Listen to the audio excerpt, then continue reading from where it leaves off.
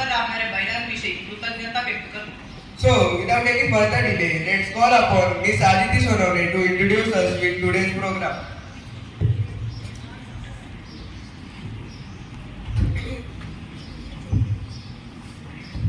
Good morning everyone. I am Aditi Sonore standing before you to introduce with today's program. Firstly, I wish you all a very happy Baipura and Hindi Divas. So first of all, our chief guest will be lighting the lamp with a great start to the program. Then the chief guest will be introduced and felicitated by our respected principal ma'am. Then respected Gaikwad sir will guide us.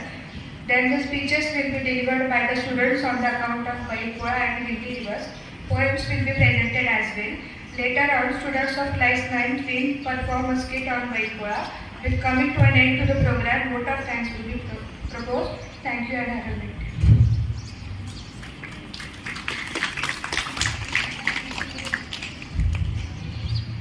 Thank you, Aditi.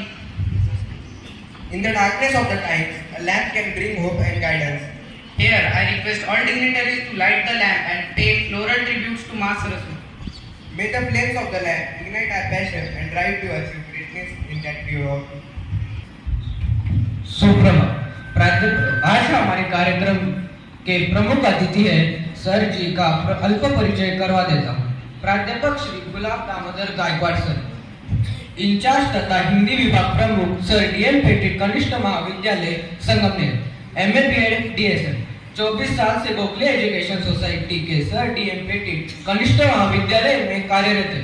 12वीं HSC board परीक्षा में हिंदी विषय के moderator, Ahmednagar जिला कनिष्ठ महाविद्यालय हिंदी अध्यापक संघ के सह सचिव तथा संगमनेर तालुका हिंदी अध्यापक संघ के मार्गदर्शक। राष्ट्रभाषा हिंदी विषय पर अखबार में अनेक लेख प्रसिद्ध। राष्ट्रभाषा हिंदी के प्रचार प्रसार में अनेक स्कूल कॉलेज में व्याख्यान, सामाजिक तथा शैक्षणिक कार्यों में सक्रिय सहभाग, शिक्षक रत्न पुरस्कार से सम्मानित, महाराष्ट्र राज्य कनिष्ठ महाविद्यालय हिंदी अध्यापक संघ द्वारा आदर्श हिंदी अध्यापक पुरस्कार से सम्मानित है। धन्यवाद। धन्यवाद आजी. सागराची खोली आणि हिमालयाची उंची असणारे मान्यवर, तसेच सूर्याचे तेज आणि चंद्राची शांतता लाभलेले व आकाशाची ओढ आणि माणुसकीची जोड असणारे असे श्री गायकवाड सर, त्यांचा सत्कार करण्यासाठी मी आदरणीय प्राचार्या सौ सेठी मॅडम यांना विनंती करतो, त्यांनी प्रमुख पाहुण्यांचा सत्कार करावा. To motivate our students with their bold words.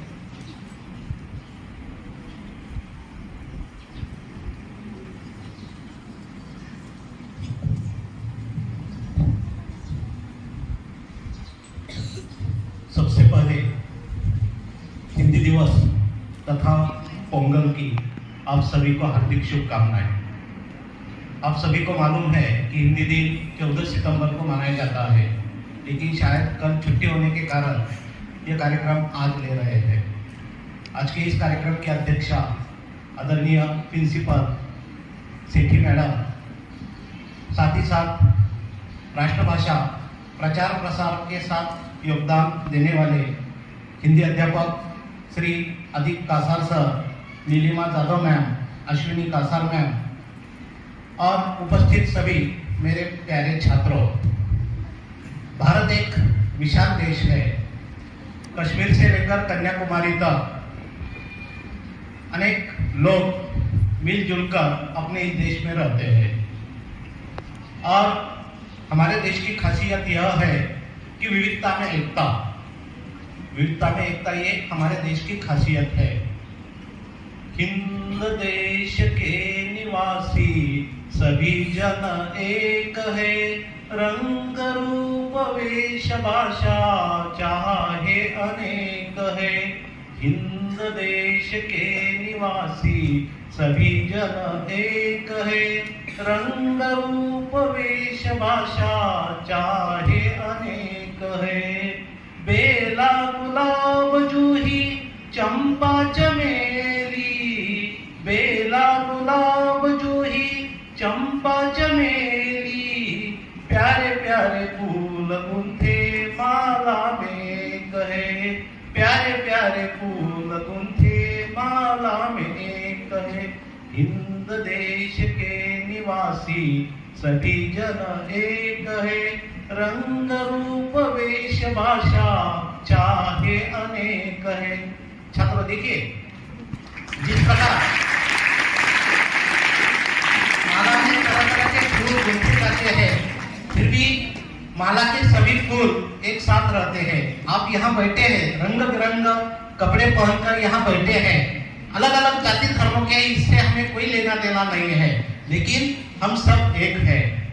तो अपनी ये जो राष्ट्रभाषा हिंदी है, ये राष्ट्रभाषा हिंदी सभी को एक सूत्र में लाने का काम कर रही है। इसीलिए तो 14 सितंबर ये हिंदी दिन मनाया जाता है।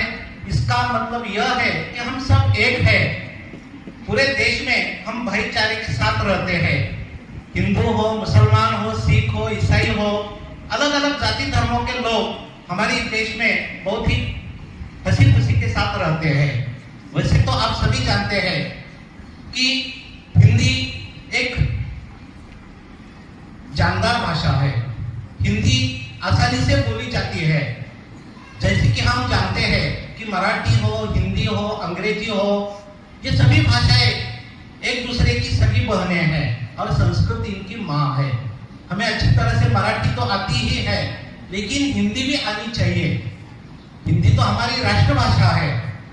और 14 सितंबर कल जो मनाया जा रहा है, कल से लेकर 30 सितंबर तक ये पूरा पखवाड़ा हिंदी दिन मनाया जाता है। इसलिए मैं आप सभी को यहाँ विनती करता हूँ कि करीबन 15 दिन तक आप हिंदी में ही वार्तालाप करें, क्योंकि पूरा ये जो पखवाड़ा है, कल से लेकर 14 तारीख से लेकर 30 सितंबर तक पूरा हिंदी सप्ताह मनाया जाता है, पूरा हिंदी दिन का पखवाड़ा मनाया जाता है। इसलिए आप सभी हिंदी में अगर वार्तालाप करें तो इससे ही हिंदी का प्रचार प्रसार जरूर बढ़ेगा। कहने का तात्पर्य यह है कि ये जो हिंदी भाषा है एक बहुत ही आसान है, बोलने में आसान है, समझने में आसान है। और इतना ही नहीं, ज्यादातर लोग जो आज अंग्रेजी बोलते हैं, वैसे तो अंग्रेजी ये जो भाषा है, ये अंग्रेजी भाषा आज रोजी रोटी की भाषा बन गई है। इसलिए ज्यादातर लोग अंग्रेजी में ही बातें करते हैं। पढ़े लिखे लोग ज्यादातर अंग्रेजी में बातें करते हैं और अंग्रेजी ये आज रोजी रोटी देने की भाषा होने के कारण सभी लोग अंग्रेजी के पीछे लगे हुए हैं। और हिंदी भाषा आज राष्ट्रभाषा जरूर वह बन गई है, लेकिन राष्ट्रभाषा का जो दर्जा उसे मिलना चाहिए वो अभी तक नहीं मिला है। क्यों नहीं मिला है? क्योंकि हमारे जो राजनीति के लोग हैं, ये राजनीति के लोग हिंदी के साथ कुछ चक्र खेल रहे हैं। वैसे तो जब हमारा भारत देश आजाद हुआ, 15 अगस्त 1947 को जब हमारा भारत देश आजाद हुआ, तो उस समय भारत के भूतपूर्व प्रधानमंत्री स्वर्गीय पंडित जवाहरलाल नेहरू तथा अनेक महान विभूति ने हिंदी को राष्ट्रभाषा का दर्जा तो दिया, लेकिन अभी भी हिंदी के साथ जो कुछ चक्र खेला जा रहा है, इसके कारण हिंदी भाषा अभी भी राष्ट्रभाषा नहीं बन पाई है। और बहुत से लोग हिंदी भाषा को राष्ट्रभाषा के रूप में दर्जा देने के लिए विरोध कर रहे हैं। खासकर ये जो दक्षिणी राज्य है, तो दक्षिणी राज्य के लोग हिंदी को विरोध करते हैं, लेकिन ज्यादातर करीबन 85 देशों में हिंदी आज बोली जाती है। तो क्यों नहीं हिंदी भाषा को दर्जा मिलना चाहिए? क्योंकि जो भाषा ज्यादा से ज्यादा लोग बोलते हैं, उसी भाषा को स्वीकार करना बहुत जरूरी है। वैसे तो आप सभी जानते हैं, चीन हो, इंग्लैंड हो, तो चीन इंग्लैंड में अंग्रेजी बोली जाती है, जर्मन में जर्मनी बोली जाती है, फ्रांस में फ्रेंच बोली जाती है। तो जिस प्रकार अलग अलग देशों की अलग अलग भाषाएं हैं, तो हमारे देश की, हमारे हिंदुस्तान की हिंदी भाषा यानी कि जो राष्ट्रभाषा के रूप में हम चुनते हैं, तो क्यों न ये हिंदी भाषा हमारी राष्ट्रभाषा क्यों न बन पाए, इस बारे में ज्यादा से ज्यादा जो ठोस कदम उठाने चाहिए वे जल्दी उठाने चाहिए। इतना ही नहीं, बाहर के जो लोग आते हैं, ये बाहर के लोग आकर हमारी हिंदी भाषा का महत्व समझते हैं, लेकिन जरूरत पड़ने पर वे अंग्रेजी में बातें करते हैं। ऐसा नहीं होना चाहिए। अगर हम भारत में रहते हैं, इस देश में रहते हैं, तो हिंदी का महत्व समझना जरूरी है, हिंदी में वार्तालाप करना बहुत जरूरी है। और आप सभी जानते हैं कि जिस प्रकार हमारा देश जब आजाद हुआ और देश आजाद होते ही राष्ट्रध्वज, राष्ट्रगीत, जिस प्रकार इनका महत्व आज हमारे देश में है, एक राष्ट्रध्वज है हमारे देश के लिए, एक राष्ट्रगीत भी है, और जिस प्रकार राष्ट्रगीत तथा राष्ट्रध्वज का हम आदर करते हैं, उसी प्रकार हिंदी भाषा का आदर करना बहुत जरूरी है। फूल है गुलाब का चमेली का नहीं, फूल है गुलाब का चमेली का नहीं, ये राष्ट्रभाषा हिंदी है और कोई नहीं, और कोई नहीं, क्योंकि हिंदी के प्रति हमारा ज्यादातर लगाव है और ऐसा ही लगाव आगे चलकर बने रहना बहुत जरूरी है। वैसे तो डॉक्टर बाबा साहब अम्बेडकर ने भी कहा था, जब संविधान लिखा तो संविधान में डॉक्टर बाबा साहब अम्बेडकर ने कहा था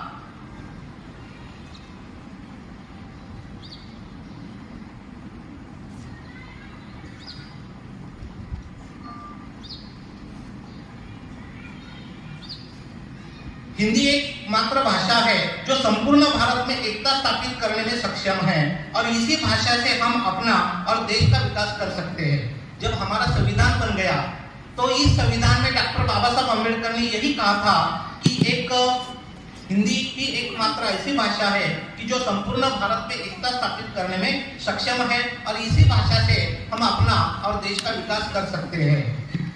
और इतना ही नहीं, हिंदी भाषा एकता का, सभ्यता का और संस्कृति का प्रतीक है, इसलिए केंद्र शासन के सभी व्यवहार भी हिंदी में ही होने चाहिए। आप सभी जानते हैं कि धीरे धीरे ज्यादा से ज्यादातर जो व्यवहार है, चाहे आप बैंक में चले जाइए, पोस्ट ऑफिस में चले जाइए, वहां भी ज्यादा से ज्यादातर हिंदी में ही व्यवहार चल रहे हैं, हिंदी में ही ज्यादातर वार्तालाप करते हैं। आप जब बाहर कहीं भी चले जाते हैं तो सबसे पहले आप हिंदी में वार्तालाप करते हैं। मराठी केवल अपने राज्य में ही ज्यादातर बोली जाती है, लेकिन बाहर आप जब चले जाते हैं, चाहे नौकरी के वास्ते चले जाते हो या और किसी व्यवसाय के रूप में बाहर चले जाते हो, तो हम आसानी से हिंदी में एक दूसरे से संपर्क कर सकते हैं। देखिए, हिंदी भाषा बोलने में कितनी आसान है, कितनी मीठी है। जैसे कि हम बोलते हैं, आइए, पधारिए, स्वागत है, कैसे हो, तो इतनी मधुर भाषा है। तो इतनी मधुर भाषा होने के कारण ही हिंदी की लोकप्रियता और भी बढ़ती जा रही है। हिंदी भाषा महान, प्यारी प्यारी सबसे न्यारी हिंदी भाषा महान। हिंदी भाषा बोलने वालों की संख्या आज बढ़ती जा रही है। इतना ही नहीं, हिंदी राष्ट्रीय एकता का प्रतीक है। उसी ने तो किया हुआ है राष्ट्रीय एकता का काम, इसी गुणों से बनी हुई है हिंदुस्तान की शान। सरकारी तथा गैर सरकारी स्तर पर राष्ट्रभाषा का अधिकाधिक उपयोग ही राष्ट्रभाषा को उचित सम्मान दिला सकता है। राष्ट्रभाषा एक समृद्ध भाषा है। इस भाषा में देश की मिट्टी की महक है। इसमें पूरे राष्ट्र की आत्मा प्रकट होती है। इनका साहित्य ऊंचे दर्जे का है। देखिए, हिंदी में कई प्रकार के साहित्यकार हो चुके हैं, जिनमें प्रेमचंद है, महादेवी वर्मा है, मन्नू भंडारी है, जैनेन्द्र कुमार है। यहाँ एक उदाहरण मैं देना चाहता हूँ। प्रेमचंद जी को आप सभी ने शायद पढ़ा होगा, पाठ्यक्रम में भी प्रेमचंद जी की कई कहानियां हैं। तो ये जो प्रेमचंद जी है, उनका मूल नाम धनपत राय था। हिंदी के जाने माने साहित्यकार है प्रेमचंद जी। इनका मूल नाम धनपत राय था और प्रेमचंद जी ने कई प्रकार के उपन्यास लिखे हैं। गोदान है, गबन है, कर्मभूमि है, रंगभूमि है, सेवा सदन है। तो ऐसे कई सारे उपन्यास प्रेमचंद जी ने लिखे हैं और उनकी जो कहानियां हैं, उन कहानियों में एक कफन नाम की कहानी, शायद इस पाठ्यक्रम में है या नहीं मुझे नहीं मालूम, लेकिन पुराने पाठ्यक्रम में ये कहानी थी, कफन। तो इस कफन से प्रेमचंद जी ने यही विचार समाज के सामने रखे हैं कि हम जीते जी लोगों को कपड़े पहनने के लिए नहीं देते। तो कहानी में घिसू और माधव ये दोनों बाप बेटे हैं। घिसू और माधव दोनों बाप बेटे हैं और दोनों बहुत ही पियक्कड़ है। पियक्कड़ है मतलब शराबी है। घिसू और माधव दोनों बाप बेटे हैं, दोनों बहुत ही पी अक्कड़ है मतलब हमेशा वे शराब में पड़े रहते हैं, शराब के नशे में रहते हैं और कोई काम धंधा नहीं करते। यहाँ तक कि माधव की जो पत्नी है बुधिया, उसका नाम है बुधिया, ये माधव की पत्नी बुधिया प्रसव वेदना से तड़प रही है और घर में बेहद गरीबी भी है, दोनों काम करते नहीं। बुधिया जो कुछ काम करती है उसी से उनका गुजारा चलता रहता है, उदर निर्वाह चलता रहता है। एक दिन क्या हो जाता है कि ये जो बुधिया है, ये बुधिया प्रसव वेदना से तड़प कर मर जाती है और आखिर ईश्वर माधव को इस बात का पता चलता है कि बुधिया तो मर गई है। दोनों जोर जोर से रोने लगते हैं और बाद में उनके शव को ढकने के लिए वे कफन खरीदने के लिए बाजार चले जाते हैं और बाजार में देर तक वे इस दुकान में चले जाते हैं, उस दुकान में चले जाते हैं, लेकिन एक हल्का सा कफन वे आखिर खरीद कर ले आते हैं और जब वे वापस लौटते हैं तो उस वक्त बुधिया के शरीर पर वे कफन ढक देते हैं। कहने का तात्पर्य कि प्रेमचंद जी हमारी ये जो समाज की जो मान्यता है, यह समाज की ये जो रूढ़ी परंपरा है कि जिसे जीते जी तन ढांकने के लिए चितड़ा भी न मिले उसे मरने पर नया कफन चाहिए, यह हमारे समाज की आज भी एक प्रकार की रूढ़ी परंपरा है। आज भी जब कोई आदमी मर जाता है तो भले ही उसे जीवन भर कपड़े पहनने को नहीं मिलते तो आखिर उसके शरीर को ढकने के लिए एक अच्छा सा कपड़ा उसके शरीर पर ढक दिया जाता है, नया कपड़ा। कहने का तात्पर्य यह है कि प्रेमचंद्र जी ने ये जो समाज की जो बुरी आदत है, ये जो बुरी परंपरा है, इस परंपरा को बदलने का काम प्रस्तुत कहानी में चित्रित किया है। कहानी का जो सारांश है वो मैंने आपके सामने रखा है। इससे यही पता चलता है कि आज भी हमारे समाज में ये जो रूढ़ी परंपरा है, ये जो गलत मान्यता है, ऐसी गलत मान्यताओं को बदलने की बहुत जरूरत है।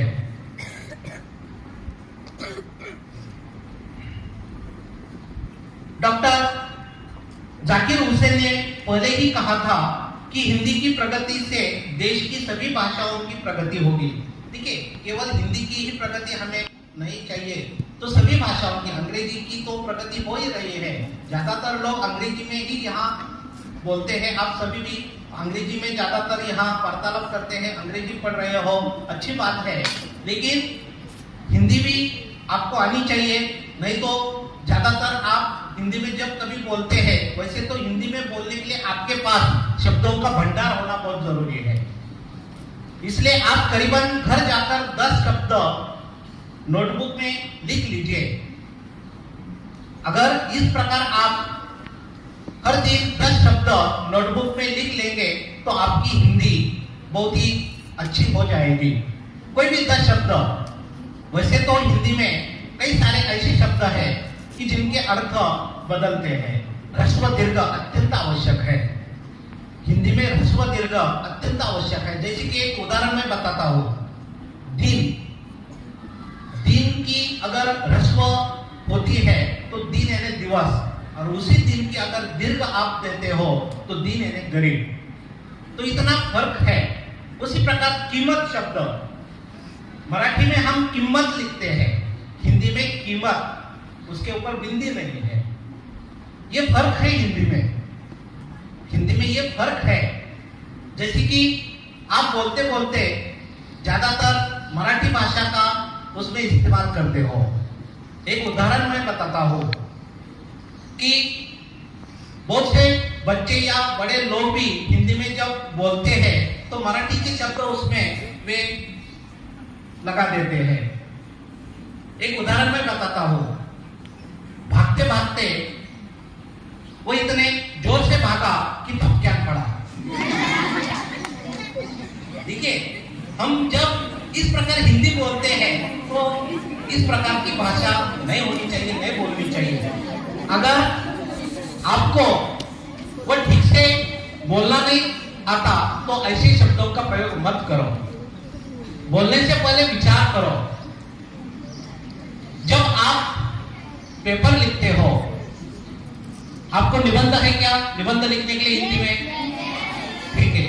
तो निबंध के कई सारे प्रकार है, वर्णनात्मक है, काल्पनिक है, आत्मकथात्मक है, प्रासंगिक है। तो ऐसे कई सारे निबंध है। फिलहाल 12वीं कक्षा में निबंध बंद हो चुका है। बोर्ड की परीक्षा में निबंध को हटा दिया गया है। लेकिन फिलहाल ये जो आपकी जो 5वीं से लेकर 10वीं तक जो कक्षाएं हैं, इसमें शायद हिंदी में निबंध है।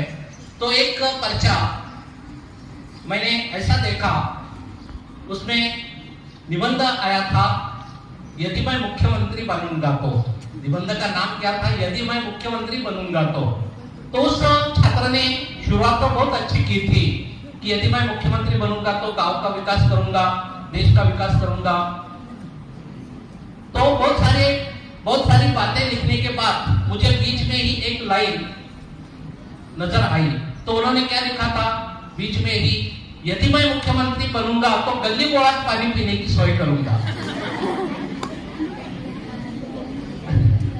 तो कहने का तात्पर्य यह है कि इस प्रकार अगर आप हिंदी में ऐसे मराठी शब्दों को जोड़ देते हैं तो पूरा वाक्य बदल जाता है, पूरा अर्थ बदल जाता है। तो ऐसे वाक्य बिल्कुल हिंदी में मत करो जो आपको ठीक से आते हैं। देखिए, कोई भी वाक्य आप जब तैयार करते हैं, बोलते हैं, तो अपने कानों को अच्छे भी लगते हैं। इसलिए हिंदी भाषा में इस प्रकार की सावधानी बरतनी बहुत जरूरी है।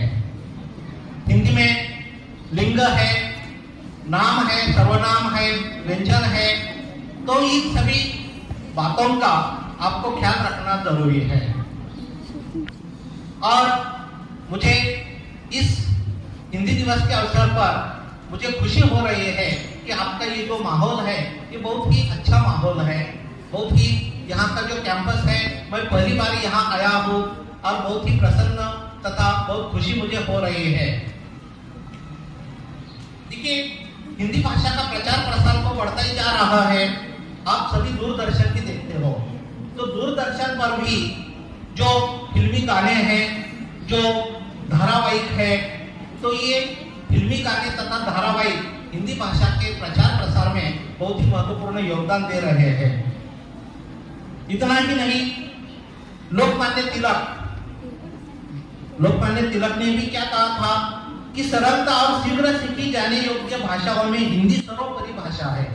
देखिए, लोकमान्य तिलक ने पहले ही कहा था कि सरलता और शीघ्र सीखी जाने योग्य भाषाओं में हिंदी सर्वोत्तम भाषा है। और आज सारे कारोबार की भाषा तो अंग्रेजी बन गई है। आखिर अंग्रेजी रोजी रोटी की भाषा बन जाने के कारण लोग उनके पीछे आज पड़े हुए हैं, इसलिए हिंदी की आज उपेक्षा की जा रही है। तो ऐसा नहीं होना चाहिए, क्योंकि आज हिंदी में भी रोजगार की संभावनाएं उपलब्ध है। आज हिंदी में भी रोजगार की संभावनाएं उपलब्ध है। आज कहीं भी आप उद्घोषक के रूप में काम करोगे तो उद्घोषक हिंदी में उद्घोषक की संख्या बहुत कम है।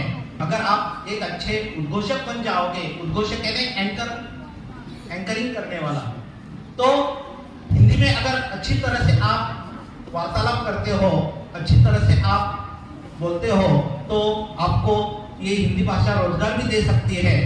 यहाँ तक कि आप रेडियो सुनते हैं, तो रेडियो पर भी तरह तरह के जो काम करने वाले जो लोग हैं, इन सभी लोगों को आज हिंदी में रोजगार भी मिल रहे हैं। इसलिए ऐसा नहीं है कि केवल अंग्रेजी में ही रोजगार मिलते हैं, तो हिंदी में भी रोजगार मिल रहे हैं। ये बहुत ही खुशी की बात है।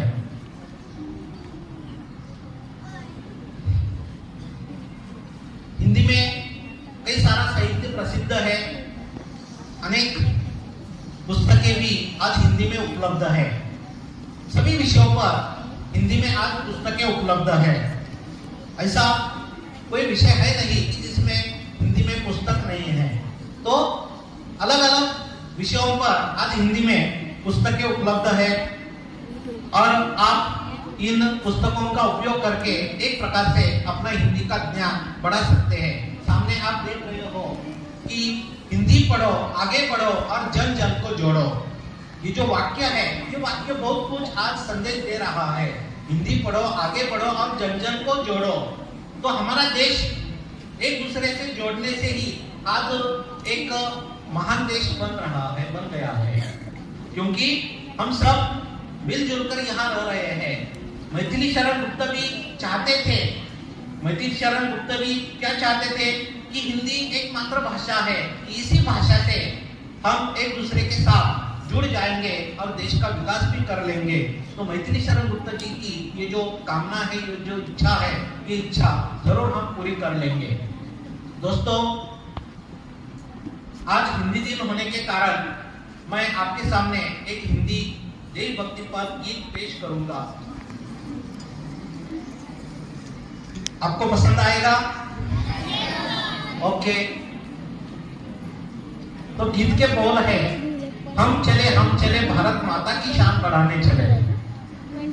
जरा गौर से सुनिए। हम चले रे भारत माता की शान बढ़ाने चले रे। हम चले रे भारत माता की शान बढ़ाने चले रे। ऐसा हमारा युवक होगा, सच्चाई की राह पर चलेगा। माता बनो की जो लाज रखे रे, माता बनो की जो लाज रखे रे, भारत माता की शान बढ़ाने चले रे। हम चले रे भारत माता की शान बढ़ाने चले रे। जश्नों की चाल में वो न फंसेगा, माँ की रक्षा के लिए तत्पर रहेगा। नाम करे रोशन भारत माता है, नाम करे रोशन भारत माता है, भारत माता की शान बढ़ाने चले रे। हम चले रे भारत माता की शान बढ़ाने चले रे। बुरी नजर से किसी को न देखे, भिखारी भाव कभी जागरूक न होवे। अच्छे गुणों का स्वीकार कर दे, अच्छे गुणों का स्वीकार कर दे, भारत माता की शान बढ़ाने चले रे। हम चले रे भारत माता की शान बढ़ाने चले रे। भारत माता की शान बढ़ाने चले रे, भारत माता की शान बढ़ाने चले रे। Thank you.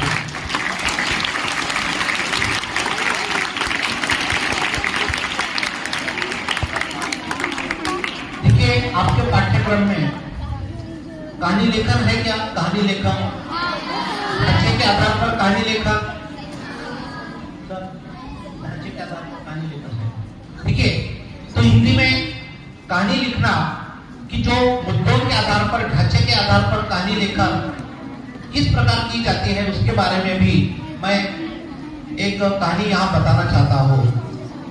देखिए, सबसे पहले आपको प्रश्न पत्र में जो ढांचे दिए जाते हैं, जो मुद्दे दिए जाते हैं, उन मुद्दों को आप बारीकी से पढ़िए और उनके आधार पर आपको वो कहानी लेखन करना होता है। तो किस प्रकार कहानी लेखन किया जाता है, उसके बारे में एक कहानी, छोटी सी कहानी मैं बताता हूँ। देखिए, रामपुर नामक एक गांव था। रामपुर नामक एक छोटा सा गांव था और उस गांव में दो मित्र रहते थे। आप जैसे स्कूल में मित्र है, उसी प्रकार रामपुर नामक एक छोटा सा गांव था और उस गांव में दो मित्र रहते थे। दो मित्रों के नाम थे राम और श्याम। और ये जो राम और श्याम जो थे मित्र, वे बहुत ही दोस्ती करते थे, एक साथ स्कूल में जाते थे। जब कभी खेलने के लिए जाते तो हमेशा एक साथ ही खेलते थे।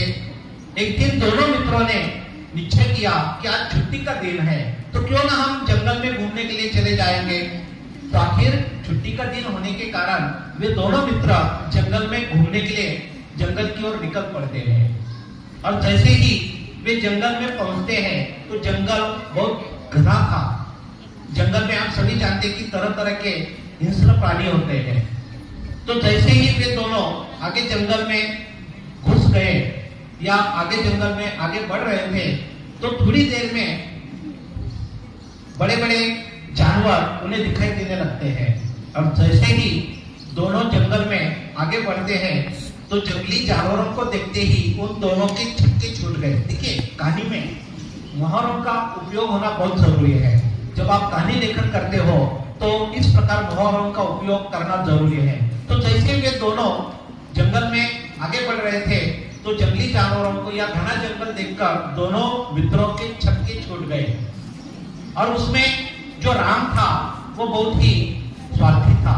जो राम था, राम और श्याम दोनों मित्र हैं, लेकिन राम कैसा था? स्वार्थी था। और जैसे ही वे जंगल में और आगे बढ़ रहे थे तो राम ने पीछे मुड़कर देखा तो एक बड़ा सा भालू जानते हैं ना, असुआ। तो जैसे ही वे जंगल में और आगे बढ़े तो राम ने पीछे मुड़कर देखा तो क्या एक भालू उनके पीछे पीछे आ रहा था। और राम ने देखा तो राम तुरंत पेड़ पर चढ़ बैठा। बेचारे श्याम को पेड़ पर चढ़ना नहीं आता था। बेचारे श्याम को पेड़ पर चढ़ना नहीं आता था। इसलिए ये जो श्याम है, ये श्याम पेड़ के नीचे ही इस तरह नाटक करके सो जाता है जैसे कि वह मरा हुआ है। थोड़ी देर के बाद ये जो भालू है, ये भालू श्याम के पास आता है। श्याम के चारों ओर वो चक्कर लगा लेता है और थोड़ी देर के बाद ये भालू श्याम के कान सूंघ लेता है। क्योंकि ये जो भालू होता है, ये भालू मरे हुए शिकार को कभी छूता तक नहीं। वैसे तो श्याम मरा था क्या? नहीं, उन्होंने एक प्रकार की ये क्या की थी? तरकीब की थी, युक्ति की थी। और ये सब ऊपर से कौन देख रहा था? राम। कहानी समझ में आ रही है ना? ये सब ऊपर से राम देख रहा था कि जो श्याम को धोखा देकर पेड़ पर जा बैठा है और श्याम मरे हुए व्यक्ति की तरह पेड़ के नीचे सो पड़ा था। भालू आता है, भालू श्याम के चारों ओर चक्कर लगाता है और आखिर में भालू को पता चलता है कि अरे ये तो मरा हुआ है, क्योंकि मरे हुए शिकार को भालू कभी खाता नहीं, छूता तक नहीं। और आखिर थोड़ी देर के बाद ये भालू फिर जंगल में चला जाता है। और जैसे भालू जंगल में चला जाता है और थोड़ी देर के बाद ये जो ऊपर राम बैठा है, ये राम पेड़ से फिर नीचे उतर आता है और नीचे आकर वो अपने दोस्त साथी है, राम ने उसे धोखा दिया है, उसकी जान बचाने का काम राम को करना चाहिए था, लेकिन उन्होंने किया का ये काम नहीं किया। वह धोखा देकर आखिर उसे छोड़कर पेड़ पर जा बैठा था। और थोड़ी देर के बाद जब वह नीचे उतर कर आता है और उसके साथ जब वार्तालाप करता है, बातें करता है, तो उस वक्त ये राम श्याम से क्या पूछता है कि अरे भालू ने तुम्हारे कान में क्या कहा? तो ईंट का जवाब पत्थर से देते हुए, देखिए फिर एक बार मुहावरे का यहाँ उपयोग किया है या करना जरूरी है। तो श्याम ने राम से क्या कहा? खासकर ईंट का जवाब पत्थर से देते हुए वो बोला कि हाँ, भालू ने मेरे कान में कहा कि ऐसे जो स्वार्थी मित्र है, ऐसे जो खुद कर्ज लोग हैं, ऐसे स्वार्थी मित्रों से हमेशा दूर रहना। यहाँ कहानी समाप्त होती है। फिर अंत में आपके सामने प्रश्न उपस्थित होता है। प्रश्न कहानी में आपको दिया जाता है या पूछा जाता है कि कहानी को उचित शीर्षक दीजिए। कहानी को उचित शीर्षक दीजिए। इस कहानी को कौन उचित शीर्षक दे सकता है? कोई बता सकता है मुझे? इस कहानी को आप क्या उचित शीर्षक देंगे? शीर्षक कैसा होना चाहिए? 2 या 3 शब्दों का होना चाहिए। शीर्षक 2 या 3 शब्दों का होना चाहिए। अगर आपने गौर से कहानी सुनी होगी तो आपको पता चला होगा कि इस कहानी में ये शीर्षक उचित होगा। कोई बता सकता है? हाँ बोलिए। बहुत अच्छा, जोरदार तालियों से उनका स्वागत कीजिए। स्वार्थी मित्र, ठीक है, मैंने पहले कहा था कि शीर्षक कैसा होना चाहिए? 2 या 3 शब्दों का। स्वार्थी मित्र, खुद गर्ज। तो इस प्रकार कहानी का सारांश आपकी समझ में आ गया होगा। इस प्रकार आप कहानी लेखन करोगे तो हिंदी में आपको ज्यादा से ज्यादा मार्क्स मिलेंगे। मैडम मुझे, ठीक है, तो यहाँ सब हिंदी के शिक्षक बैठे हुए हैं, अध्यापक बैठे हुए हैं। तो मुझे इस बात की खुशी है कि आपके स्कूल के ज्यादा से ज्यादा विद्यार्थी हमारे जूनियर कॉलेज में एडमिशन लेते हैं और हिंदी विषय को वे ज्यादा से ज्यादा चुनते हैं, हिंदी विषय को वे ज्यादा पसंद करते हैं। क्यों पसंद करते हैं? क्योंकि हिंदी में बहुत ज्यादा मार्क्स भी मिलते हैं। करीबन 99 तक मार्क्स हिंदी में मिलते हैं। 100 में से 99 तक मार्क्स हिंदी में मिलते हैं। इसलिए हिंदी विषय बहुत ही आसान है। आप आगे चलकर जब 11वीं 12वीं में प्रवेश लेंगे तो हिंदी में जो मार्क्स आपको मिलेंगे तो इस विषय का आप ज्यादा से ज्यादा चयन करें। एक वाक्य मैं यहाँ बताता हूँ और आपको उस वाक्य को हिंदी में बोलना है या अनुवाद करना है। एक वाक्य मैं आपको देता हूँ, देखिए मैं एक वाक्य आपको देता हूँ तो उस वाक्य को हिंदी में अनुवाद करके मुझे बताता है, ये मुझे देखना है।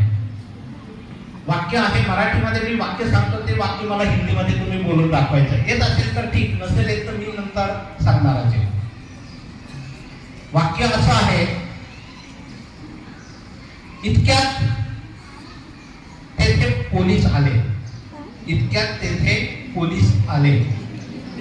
हे वाक्य मराठीत आहे, ते मला हिंदीमध्ये करून दाखवायचं आहे।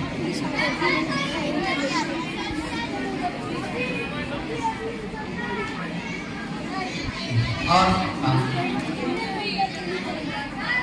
अच्छा ठीक है, उन्होंने कोशिश की, बहुत से छात्रों को, बहुत से बच्चों को ये वाक्य जरूर आता होगा। तो देखिए इस वाक्य का हिंदी में अनुवाद यह है, इतने में वहां पुलिस आ गई। यहाँ देखिए पुलिस हा जो शब्द आहे तो स्त्रीलिंगी आहे, इतने में वहां पुलिस आ गई। इस प्रकार हिंदी में ये जो वाक्य रचना होती है, ये वाक्य रचना ठीक से करनी जरूरी है।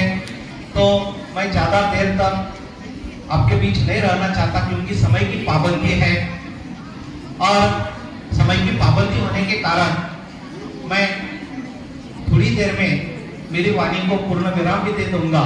लेकिन उसके पहले यहाँ मुझे बुलाया, खासकर कासार सर ने मुझे यहाँ हिंदी दिन के अवसर पर बुलाया, मेरा मान सम्मान किया, इसलिए मैं उन्हें धन्यवाद देता हूँ। और जाते जाते एक शेर मैं यहाँ अदा करना चाहता हूँ। जाते जाते मैं एक शेर यहाँ अदा करना चाहता हूँ। लगाना है तो बाग लगाना, लगाना है तो बाग लगाना, आग लगाने से क्या फायदा। लगाना है तो बाग लगाना, आग लगाने से क्या फायदा। बोलना ही है, बोलना ही है तो हिंदी भाषा में ही बोलना, और किसी भाषा में बोलने से क्या फायदा, और किसी भाषा में बोलने से क्या फायदा।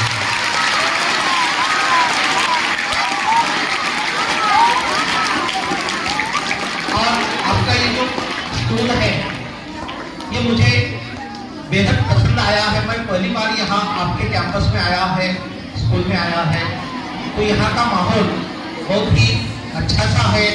यहाँ का इंफ्रास्ट्रक्चर बहुत ही खूबसूरत है। तो आपके स्कूल के बारे में अंतिम शेर मैं यहाँ पेश करूंगा। आपके स्कूल के बारे में जाते जाते एक अंतिम शेर मैं यहाँ पेश करूंगा।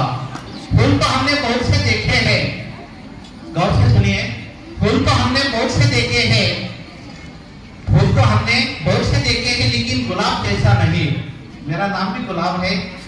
फूल तो हमने बहुत से देखे हैं, लेकिन गुलाब जैसा नहीं। स्कूल कॉलेज भी मैंने बहुत से देखे हैं, स्कूल कॉलेज भी मैंने बहुत से देखे हैं, स्कूल कॉलेज भी मैंने बहुत से देखे हैं, लेकिन आपके इंटरनेशनल स्कूल जैसा नहीं। आपके सर्वांना हार्दिक शुभेच्छा। वेदा, आपल्याला माहित आहे पोळा महिलांविषयी कृतज्ञता व्यक्त करण्यासाठी साजरा करतात, पण तुला पोळ्याचा इतिहास माहित आहे का? नाही सत्य, हे जाणून घेण्यासाठी मी हरीश गडाखला मंचावर आमंत्रित करतो। श्रावणाची जो कसतो गळा भरवतो शेतकऱ्याचा मळा, त्याच्यासाठी हा सण बैलपोळा, त्याच्यासाठी हा सण बैलपोळा। नमस्कार मित्रांनो, मी हरीश गडाख आज बैलपोळ्याबद्दल बोलणार आहे। श्रावणाची सुरुवात होताच सणांची उधळण चालू होते। श्रावणाची सुरुवात होताच सणांची उधळण चालू होते व त्यामध्ये शेतकऱ्यासाठी सगळ्यात महत्त्वाचा व आनंददायी सण हा सण म्हणजे बैलपोळा। मित्रांनो, बैलपोळा हा सण असा प्राण्यासाठी केला जातो जो प्राणी शेतकऱ्याच्या खांद्याशी खांदा देऊन वर्षभर राबतो व सर्वांचे पालन पोषण करण्यास हातभार लावतो. मित्रांनो, या बैलपोळ्याची कथा खूप अनोखी आहे. यामागे भरपूर कथा सांगितल्या जातात, पण यामध्येच एक पुराणातली कथा आहे. कैलास पर्वतावरती भगवान शंकर व माता पार्वती सारंगपाठ खेळत होते व त्यामध्ये शंकरांची हार झाली. परंतु शंकर मानण्यास तयार नव्हते की त्यांची हार झाली. त्यावेळेस माता पार्वतींनी तिथेच असलेल्या नंदीला विचारले, कोणाची हार झाली? त्यावेळेस नंदी म्हणाला, तुमची हार झाली, शंकर जिंकले. त्यावेळेस माता पार्वती क्रोधित होऊन म्हणाल्या, हे नंदी, तुला मृत्यू लोकात अर्थातच पृथ्वीवरती जावं लागेल व वर्षभर त्या शेतकऱ्याच्या हाताखाली राहावं लागेल. हे ऐकून नंदी नाराज झाला. परंतु त्यावेळेस माता पार्वती म्हणाल्या की एक दिवस वर्षातून असा असेल ज्या दिवशी ते लोक तुझी पूजा करतील, तुला देव मान. मित्रांनो, हा जो सण आहे तो खूप उत्साहाने साजरा केला जातो. शेतकऱ्यासाठीचा हा आपण म्हणू शकतो ही शेतकऱ्याची दिवाळीच असते. प्रत्येक शेतकरी आपल्या ऐपतीप्रमाणे आपल्या बैलावरती पैसे खर्च करतो, त्याला चांगला असं सजवतो व संध्याकाळी त्याला चौकात घेऊन त्याची मिरवणूक काढली जाते व गावाचं जे कुलदैवत असतं तिथे त्याला पाया पाडलं जातं. त्यानंतर घरी आणून त्याला सुग्रास असा नैवेद्य खाऊ घातला जातो. सुवासिनी त्याची पूजा करतात. अशा प्रकारे हा पोळा सण साजरा होतो. परंतु मित्रांनो, आज एक खंत वाटते, हा सण विविध ठिकाणी विविध गावांमध्ये आजही खूप उत्साहाने साजरा होतो. पण या सणाचे महत्व आज शहरात कमी होत चाललेले आहे. आपली शहरातली जी संस्कृती आहे ती भारतीय संस्कृतीला विसरत चाललेली आहे. मी या पोळ्याच्या सणाच्या दिवशी एकच सर्वांना संदेश देऊ शकतो व संदेश देऊ इच्छितो की भारतीय संस्कृती ही सर्वश्रेष्ठ संस्कृती आहे. आपण तिला विसरून चालणार नाही. जाताना मी सर्वांना पुन्हा एकदा पोळ्याच्या हार्दिक शुभेच्छा देतो. जय हिंद, जय भारत. थँक्यू हरीश, खूपच छान माहिती. मित्रांनो, आपण महाराष्ट्रामध्ये बैलपोळ्याला बैलपोळा म्हणतो, पण दुसऱ्या राज्यात बैलपोळ्याला काय म्हणतात व कसा साजरा करतात ते जाणून घेण्यासाठी मी ओमप्रकाश पवारला मंचावर आमंत्रित करतो. मी ओमप्रकाश पवार आज तुमच्या समोर बैलपोळ्याबद्दल थोडक्यात माहिती सांगणार आहे. बेंदूर हा सण प्रमुख पश्चिम महाराष्ट्र आणि कर्नाटकाच्या सीमेवरील जिल्ह्यांमध्ये साजरा केला जातो. तर महाराष्ट्रातील इतर भागात या सणाला पोळा म्हणतात. बेंदूर आणि पोळा हा सण साजरा करण्याची पद्धत सारखीच आहे, फक्त दिन वेगळा आहे. या आषाढ महिन्यातील पहिल्या पौर्णिमेमध्ये बेंदूर हा सण साजरा केला जातो. या दिवशी सकाळपासून गाय व बैल नाहून मुख घालतात. त्यानंतर त्यांना शिंगांवर रंगोटी आणि अंगावर झुरळ घालून त्यांची सजावट करतात. याशिवाय घरात मातीचे 2 बैल आणून त्यांची पूजा करून त्यांना पुरणपोळीचा निवड अर्पण केला जातो. बेंदूर या सणाच्या दिवशी बेंदूर या सणाला विदर्भात पोळा मासे म्हणतात. तो साजरा करण्याची तिथी वेगळी आहे. पोळा हा सण विशेष विदर्भात मोठ्या प्रमाणात साजरा केला जातो. विदर्भात सीमेवरील असलेले मध्य प्रदेश व तेलंगणा व सीमा भागात हा सण साजरा होतो. ज्याच्याकडे शेती नाही तो मातीचे बैल पूजा करतात. नागपंचमी, नारळी पौर्णिमा, रक्षाबंधन, गोकुळाष्टमी या सणाबरोबर रक्षाबंधन श्रावण पिठोरी अमावस्याला संपूर्ण महाराष्ट्रातील पोळा हा सण साजरा केला जातो. तर अष्टमी महिन्यातील पौर्णिमेमध्ये बेंदूर हा सण साजरा करण्याचे प्रधान. की ताकत भाषा, लेखक का अभिमान है भाषा, भाषाओं के शीर्ष पर बैठी मेरी प्यारी हिंदी भाषा. तो जैसे कि आप सब जानते हैं कि आज हम हिंदी दिवस भी मना रहे हैं, तो हम सबको हिंदी भाषा का महत्व बताने के लिए आ रही है 8वीं कक्षा की छात्रा कांचन जपेश। मुख्य अतिथि शिक्षकगण एवं मेरे प्यारे साथियों, हिंदी को आगे बढ़ाना है, उन्नति की राह ले जाना है। केवल एक दिन ही नहीं, हमें नित्य हिंदी दिवस मनाना है, हमें नित्य हिंदी दिवस मनाना है। सबसे पहले मैं आप सभी को हिंदी दिवस की बहुत बहुत शुभकामनाएं देती हूँ। ये मेरा सौभाग्य है कि इस पावन दिवस पर मुझे अपने विचार व्यक्त करने का अवसर मिला। 14 सितंबर यह ऐसी तारीख है जिस दिन अंग्रेजी बोलने वाले लोग, अधिकतर भारतीय ही, हिंदी को याद कर लिया करते हैं। मुझे यह देखकर बड़ा दुख होता है कि विश्व के प्रमुख भाषाओं में से एक हिंदी अपने ही देश में अपने अस्तित्व के लिए लड़ रही है। हम सभी जानते हैं कि 14 सितंबर यह दिन हिंदी दिवस के रूप में मनाया जाता है, परंतु क्या आप जानते हैं कि यह कब और कैसे शुरू हुआ? चलिए मैं बताती हूँ। वर्ष 1918 में गांधी जी ने हिंदी साहित्य सम्मेलन में हिंदी को राष्ट्रभाषा बनाने के लिए कहा था और 14 सितंबर 1949 के दिन संविधान सभा में एकमत से निर्णय लिया गया कि हिंदी भारत की राज्य भाषा होगी। हिंदी भाषा को देवनागरी लिपि में भारत की कार्यकारी और राज्य भाषा का दर्जा आधिकारिक रूप में दिया गया। इस ऐतिहासिक दिन को देखते हुए हमारे भारत के पहले प्रधानमंत्री जवाहरलाल नेहरू जी ने यह निर्णय लिया कि 14 सितंबर प्रति वर्ष हिंदी दिवस के रूप में मनाया जाएगा। हमारा पहला आधिकारिक हिंदी दिवस 14 सितंबर 1953 में मनाया गया था। यह तो बात रही हिंदी दिवस के बारे में। चलिए बात करते हैं हिंदी भाषा के बारे में। प्राचीन भारत जिसमें हिंदी का बोलबाला था, हिंदी में कविता, लेखनी और संगीत का उजाला था। और आज हम माता पिता को मम्मी पापा मॉम डैड कहकर पुकारते हैं। ऐसा क्यों? क्या हम हिंदी बोलने से शर्माते हैं? कंप्यूटर से भी तेज दिमाग वाले वह चाचा चौधरी और साबू के किस्से, घर घर ढूंढने वाले वह महाभारत और रामायण के किस्से, कभी बुद्धू तो कभी बलवान, पंडित गंगाधर जो बच्चों के लिए बन जाते शक्तिमान, सुभद्रा कुमारी जी के वह वीर रस से भरी हुई झांसी की रानी वाली कविता, या कलम के सिपाही मुंशी प्रेमचंद जी की गीत गा और नन्ना सा हामिद, वह गुलजार की कुछ मासूम से बोल, वह लकड़ी की काटी वह काटी पे घोड़ा और घोड़े के दुम पे मारा हुआ हथौड़ा। इन सब यादों को हमारे बचपन और जीवन के अलग अलग पड़ावों से जोड़ती हुई हिंदी, मानो हिंदी में जीवन का रस बसा हो। हिंदी मात्र एक भाषा नहीं है, यह भारत की समृद्ध संस्कृति का पर्याय है, जो पीजी से लेकर मॉरिशियस तक, कश्मीर से लेकर कन्याकुमारी तक, महाराष्ट्र से लेकर अरुणाचल प्रदेश तक और देश के भौगोलिक सीमाओं से परे पूरे दुनिया में बसे हुए तमाम हिंदी प्रेमियों का जोड़ने का काम करती है। अंत में मैं बस महामानव हिंदी संस्कृति के महाज्ञानी स्वामी विवेकानंद जी से जुड़ी हुई एक घटना का उल्लेख करना चाहूंगी।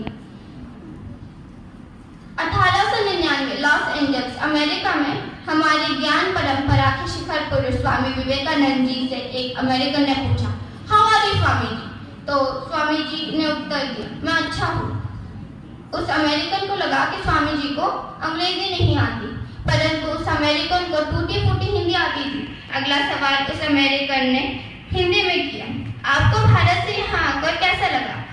तो इस बार स्वामी जी ने हिंदी में उत्तर दिया, I am feeling good, your country is beautiful. American ने कहा कि मैंने आपसे अंग्रेजी में सवाल किया तो आपने हिंदी में जवाब दिया, और जब हिंदी में सवाल कर रहा हूँ तो अंग्रेजी में बोल रहे हैं, ये क्या पहेली है? स्वामी जी मुस्कुराए और बोले, जब तुमने अपनी मातृभाषा में सवाल किया तो मैंने अपनी मातृभाषा में जवाब दिया। जब तुमने मेरी मातृभाषा का सम्मान करते हुए हिंदी में प्रश्न किया तो मैंने तुम्हारी मातृभाषा का सम्मान करते हुए अंग्रेजी में उत्तर दिया। 123 साल हो गए इस घटना को घटित हुए, परंतु हम स्वामी जी की बात आज तक नहीं समझ पाए। आज के आधुनिक युग में अंग्रेजी भी जरूरी है, परंतु हमें अब हमारी मातृभाषा राज्यभाषा हिंदी को नहीं भूलना चाहिए और उसका आदर और सम्मान करते रहना चाहिए। धन्यवाद। जय हिंद।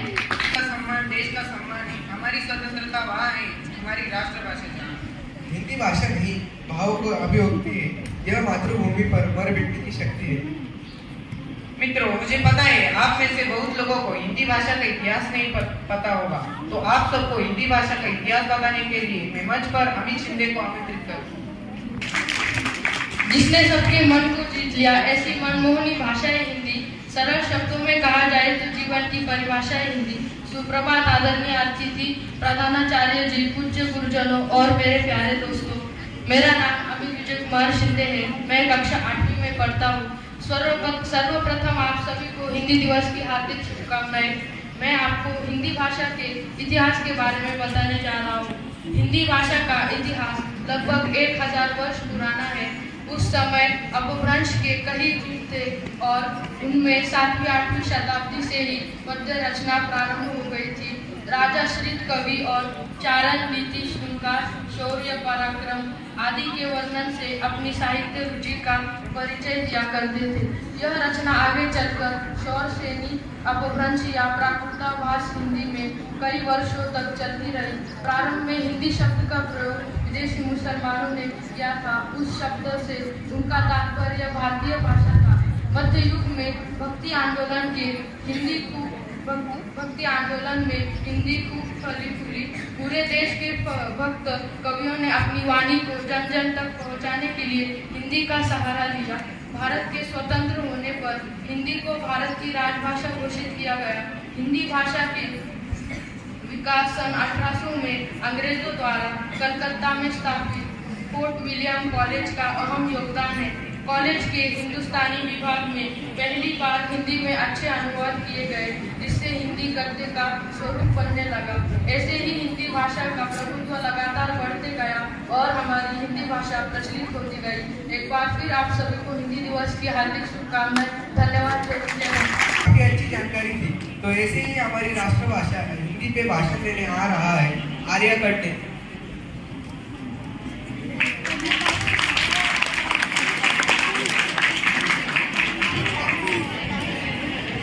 हिंदी हमारी राष्ट्रभाषा होने के साथ साथ ही हमारी मातृभाषा भी है। हम लोग बचपन से ही हिंदी बोलते पढ़ते और सुनते आए हैं, लेकिन जब हम बड़े हो जाते हैं तो लोग हमें अनायास ही अंग्रेजी भाषा का महत्व प्रारंभ करते हैं। यह सही है कि करियर और नौकरी हासिल करने के लिए अंग्रेजी का ज्ञान आवश्यक होना ही चाहिए, पर लेकिन इसका मतलब यह कतई नहीं है कि हम अपनी मातृभाषा बोलना ही छोड़ दें। लोगों के मन से हिंदी भाषा के प्रति उदासीनता की इसी भावना को हटाने के लिए हम हिंदी दिवस मनाते हैं। हम हमारी राष्ट्रभाषा के प्रति हिंदी दिवस हम हमारे राष्ट्रभाषा के प्रति प्रेम, सम्मान और अपनत्व दिखाते हैं। इसी तरह हिंदी भाषा के साहित्य की व्यापकता से भी लोगों के रूबरू करवाया जाता है, ताकि भारत की युवा पीढ़ी की मन में हिंदी के सम्मान और आदर बना रहे और वह हिंदी को हीन भाषा न समझकर अपनी मातृभाषा समझकर उसे महत्व दे। जय हिंद, जय भारत। थैंक यू आर्य। मन की भाषा, प्रेम की भाषा, हिंदी है भारत की भाषा। हिंदी है तो है हम, बिन हिंदी हम क्या है। हिंदी से बढ़ती देश की शान, इससे ही होगा हमारा सम्मान। अरे वाह वेदांत, बड़े ही शायर बन रहे हो। बात क्या है? कुछ नहीं सत्य, मैं अभी जिसको बुलाने वाला हूँ उसकी शायरियाँ सुनोगे तो तुम भी शायराना हो जाओगे। अरे वाह, कौन आ रहा है वेदांत? तो हम सबके सामने हिंदी दिवस पर कविता प्रस्तुत करने आ रही है सुनिधि सिंह।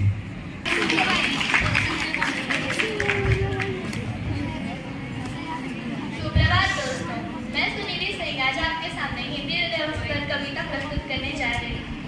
मैं भारत माँ के मस्तक पर सबसे चमकीली बिंदी हूँ। मैं भारत माँ के मस्तक पर सबसे चमकीली बिंदी हूँ। मैं सबकी जानी पहचानी भारत की भाषा हिंदी हूँ। मेरी बोली में मीरा ने मनमोहक काव्य सुनाए हैं। मेरी बोली में मीरा ने मनमोहक काव्य सुनाए हैं। कवि सूरदास के गीतों में मैंने कम मान न पाए हैं। भारत की जितनी भाषाएं सब मेरी सखी सहेली है। भारत की जितनी भाषाएं सब मेरी सखी सहेली है। हम आपस में क्यों टकराए, हम बहने भोली भाली है। सब भाषाओं के इन शब्दों को मैंने गले लगाया है, इसलिए भारत के जन जन ने मुझे अपनाया है। मैंने अनगिनत फिल्मों में खूब धूम मचाई है। मैंने अनगिनत फिल्मों में खूब धूम मचाई है, इसलिए विदेशियों ने भी मुझे अपनी प्रीति दिखाई है।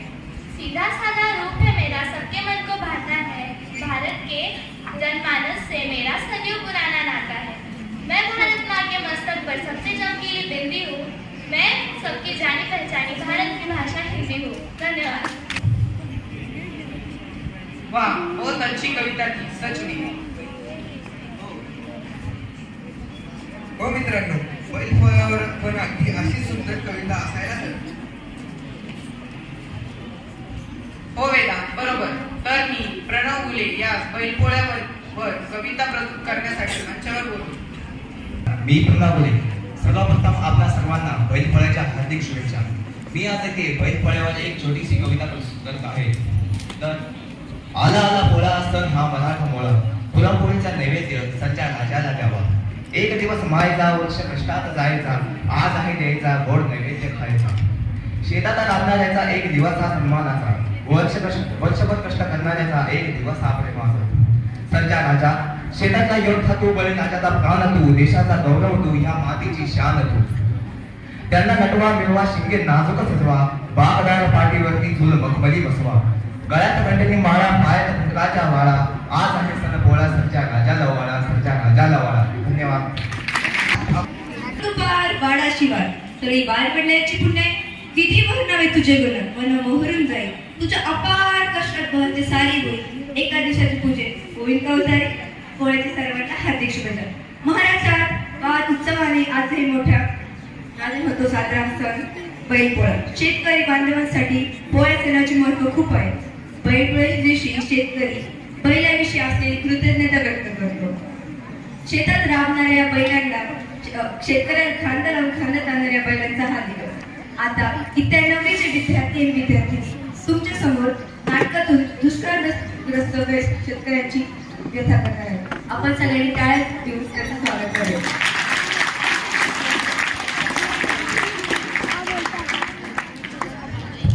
नाहू घालावून बैला नाहू घालून रंगांगी लावून कांदा मळून काम फळात लावून शिंगे सासून टिकूळ बेकट लावून दोघीचे व्यापच चोरी लटकून नाकी वेचून घालून मस्तकी घालून नवीन मोहती बाशिंग बांधून झूल पाटी बांधून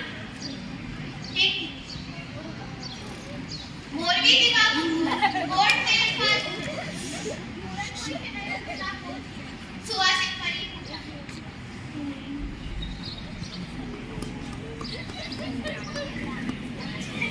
माझ्या सज्जाची माझ्या राजाची जोडी चिंतारीची आली निर्मलतेची धार नामाची पीक करून सारी.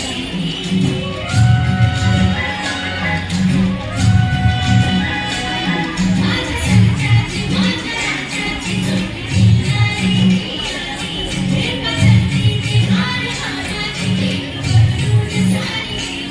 सज्जा राजाला सजला सारा गावाचा दिवा, मेघाकाशाचा भासला सणाला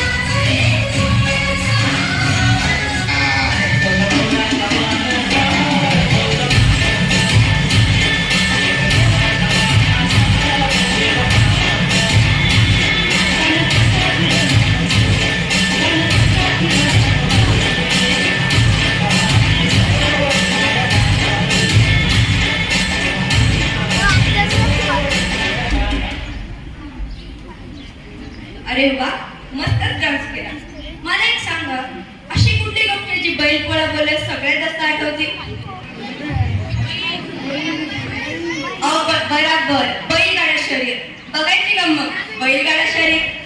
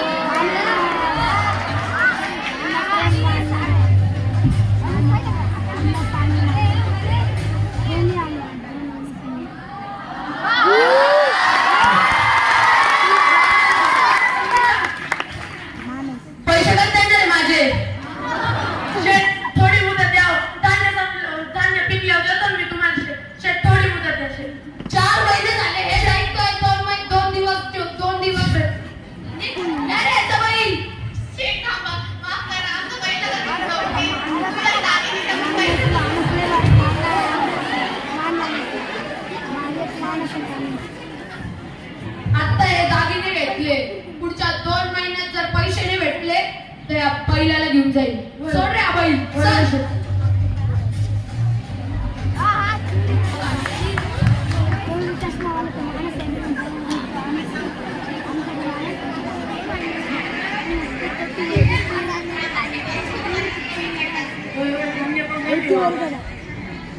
दादाचा वाढदिवस येतोय. बाबा मला तुमची गोष्ट बोलायची. बोल की बाळा. बाबा माझा वाढदिवस येतोय, मला तुमच्याकडून एक गोष्ट लागती.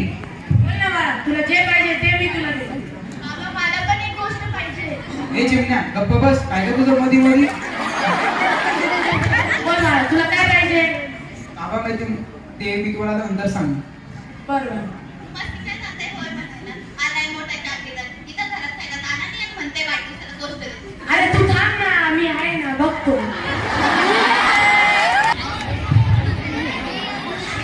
अरे तुम्हाला माहिती का काल आपल्या पाण्यातील गण्याने एक फाशी घेतली.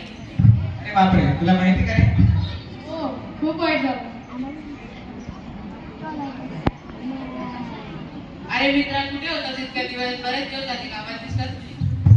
अरे तू ते सोड, थोडं पैक लागत होतं रे. पोराचा वाढदिवस येतोय, थोडी मदत झाली असं तर बघा तुमच्या काय असतील तर द्या. आमची आवाज तुझ्यासारखी आहे, आम्ही ही तुझी काय करू? सावकाराच्याकडे जा ना, त्यांना तुझी परिस्थिती सांगते, तुझ्या नक्कीच पैसे मदत करतील. अरे अगोदर कर्ज घेतलं होतं तेच नाही फेडीला अजून, तर कसं काय देतील ते तूच सांग बरं. अरे तू त्यांना तुझी अडचण सांगते, तुला नक्कीच मदत करते. बरं बघतो मी देते.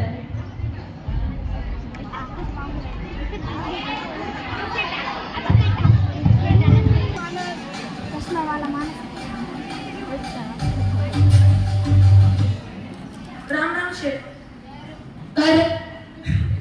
शेठ थोडं पैका लागत होते हो. पोराचा वाढदिवस आहे, बघा ना थोडी मदत करा. मी धान्य पिकलं देतो तुम्हाला. पहिले आधीचे पैसे दे, मग मागायला ये. निघ शेठ. शेठ पण पोराचा वाढदिवस. शेठ शेठ तुला पडला का आमचा इशारा? हे पाऊस देवा बघ, सारी सुकून गेली माझी काळी मारे आणि वावर. खायला भाकर नाही पोटाला सारा. अरे कधी फुटणार तुला पाजर, कधी तू दोघं बरसणार. कोणाचाही आदर नाही तर नाही कोणाचा आधार. अरे झालो या निराधार. अरे कधी तुला फुटणार पाजर, कधी तू दोघं बरसणार, कधी तू दोघं बरसणार. अगं आई माझं पुस्तक बघितलं का? अगं तू बाबांना पाहिलं का? नाही त्याला विचार ना. तू बाबांना पाहिलं का रे? नाही काय? तुझं पुस्तक भेटलं का गं? अगं पुस्तक नाही पण ही कसली तरी कागद भेटले बघ पण.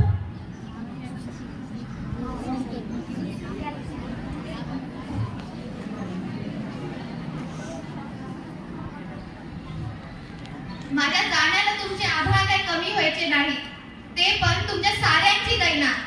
म्या माझ्या उघड्या डोळ्यानं पाहू नाही शकत.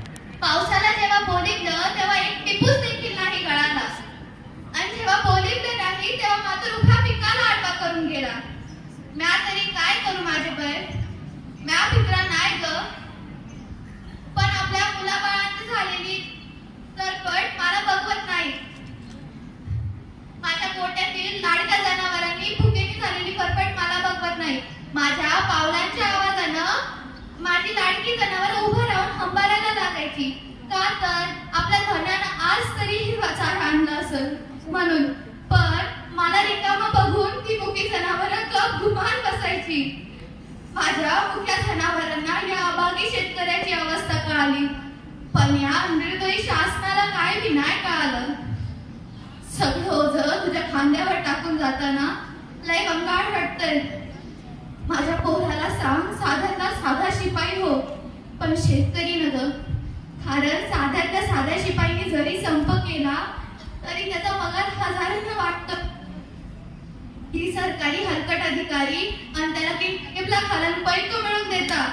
मी आमच्या कष्टाचं पैक मागतोय तरी ते मला मिळत नाही. माझ्या म्हातारीला सांभाळून घे. रागीट आहे ते, पण लय माया लावता. माझ्या मुलीला लय काम नको लावू, जनावरांना रुसायला नको लावू. 7 जन्माचं फेरं घेतलेलं आट्यात सोडून जातोय. मला माफ कर. तुझा धन्यवाद. जाताना मागे तू फिरू नको उगाच सांगू नखऱ्याची संगत खोट्याची ठरू नको येईल दिवस तुझाही माणसाची वेळ सोडू नको तुझ्या हाती आहे आव सारा निसर्ग जल काळजी रे देवा काळजी रे माझ्या देवा काळजी रे देवा काळजी रे माझ्या देवा काळजी रे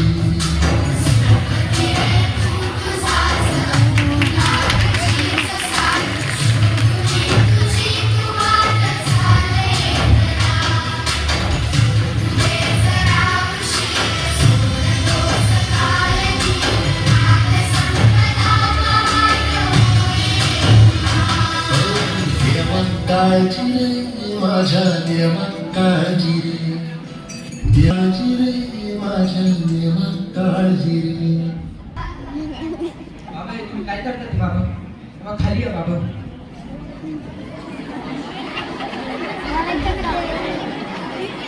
तुम्ही काय करत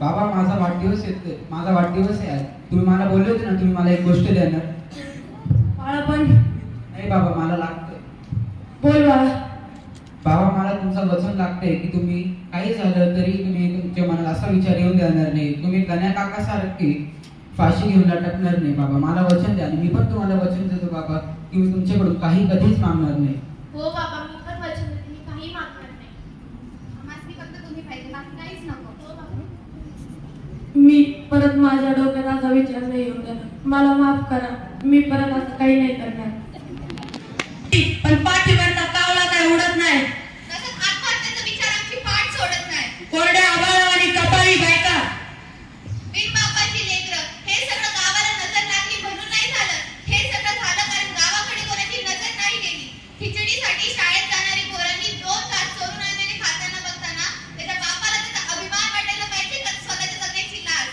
आता तरी विचार करा नाहीतर एक दिवशी 1 किलो गव्हासाठी देश गाण ठेवलं जाईल डोळे भरून येतात मन आणि डोळे सुद्धा काय यांची ग्रथा आत्महत्या आणि हिंसा हे कोणत्या प्रश्नाचे उत्तर नाही समाजाने शेतकऱ्याला समजून घ्यावं देवही एक माणूस आहे आपल्यासाठी राबतो काय करतो आपण त्याच्यासाठी माणूस म्हणून त्याचं काही जगणे नाही का हीच आमची माफक अपेक्षा अहो अमरावती विभागात मागच्या 20 वर्षात 19 आत्महत्या झाल्या काय केलं आपण अहो तो शेतकरी इतरांचे पोट बघण्यासाठी स्वतः कर्जात डुबतो काय पाप केलं त्यांनी असा प्रश्न तुम्हाला उभरत नाही अहो या शेतकऱ्यांनी जगायचं का मरायचं आपल्यासाठी तो करतो का त्यांना मदत करत नाही जर त्या सावकाराने त्याला पैसे दिले असते त्याच्यावर आवाज चालू असते त्याचे पोरं बायका का करतो तो आपल्यासाठी शेती करतो कर्ज घेतो शेतकरी आहे अन्नदाता तोच आहे देशाचा खरा